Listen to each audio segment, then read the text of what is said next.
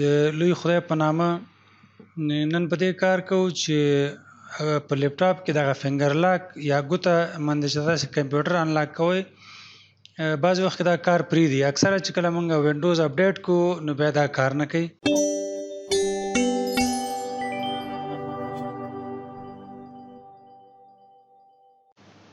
څو طریقو نه کېږي.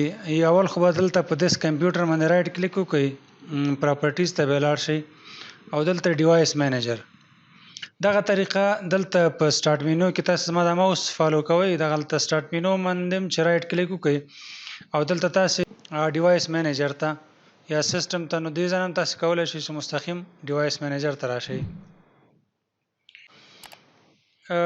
دلته وګورئ بایومیټریک ډیوایسز کې دغه ډرایور داسې ښکاري چې انسټال نه دی یا څه بل مشکل دی.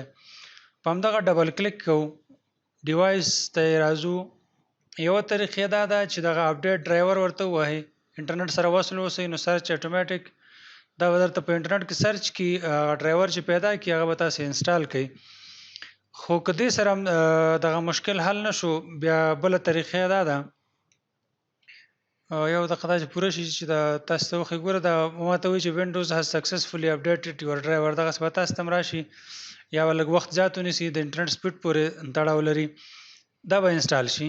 چې انسټال شو دغه علامه چې دلته ګورئ دغه زیړه دغه باید ورکه شي. اوس دا ورکه نه شوله، دې دا مطلب ده چې دغه ډرایور چې ما انسټال هم که دې هم کار ونه کړه نو ان انسټال یې کوي، بیا یې انسټال کوي، امکان دی ولري چې هغې سره صحیح شي. یو ځل یې ډسیبل کوي، مثلا یس که بیرته یې انیبل کوي، هملته رایټ کلیک سره هم کېږي. دې ځای کې که تاسو په همدې ډرایور باندې رایټ کلیک وکړئ، وګوره اوس ډسیبل دی، دلته بیرته انیبل پاس هم دلته دا اپشن لري، خو بیرته زه انیبل کوم، ګورم چې دې سره کار کوي، دې سره هم کار ونه کړه.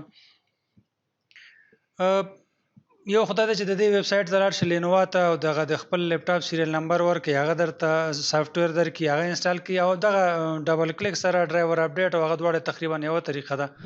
خو دغه کار ونه کړه. چې ونه کړه بعضې وخت کې داسې وي چې اوله کې کله چې موږ وینډوز کوو دغه فنګر لاک کار کوي، یعنې ګوتې سره کمپیوټر لاک کېږي. نو اوس هغه ډرایور هم امکان دی ولري چې موږ سره پرتې وي، یعنې موږ اپډیټ کړو، دغه اپډیټ ډرایور مشکل پیدا کړی دی. نو څنګه کولی شو چې موږ بیرته هغه زوړ هغه چې کوم وخت کې کار کوو هغې حالت ته ویسو، یا هغه ډرایور پیدا کړو چې هغه وخت کې دغه فنګر کار کوو. نو دې لپاره هم بهترینه طریقه همدا ده چې په دې باندې ډبل کلیک وکړئ، اپډیټ ډرایور ته راشئ، براوز مای کمپیوټر فار ډرایور سافټویر باندې کلیک وکړئ او بیا دلته لیټ می پیک باندې کلیک وکړئ. دلته وګورئ تاسو سره هغه ډرایور چې 2019 کې 2020 دی مثال چې دغه ویډیوز جوړوم. نو په دغه وخت کې مثال ما کم یو که انسټال کړی و زه هغه ګورم، دغه منځنی زه پرې ټرای کوم چې هغه ډرایور که کار وکړي، نیکسټ او کلوز کوم. تاسې وګورئ دلته هغه علامه ورکه شوله او دغه ډرایور چې شو کار شروع کړو. نو اوس زه کولی شم چې خپل کمپیوټر لاک هم کړم او بیرته فنګر سره نارملی وینډوز ایل سره لاک کېږي او فنګر سره یې بیرته انلاک کولی شم. ریسټارټ ته هم ضرورت نشته او که انکیس کار یې ونه کړو یو ځل یې ریسټارټ کړئ.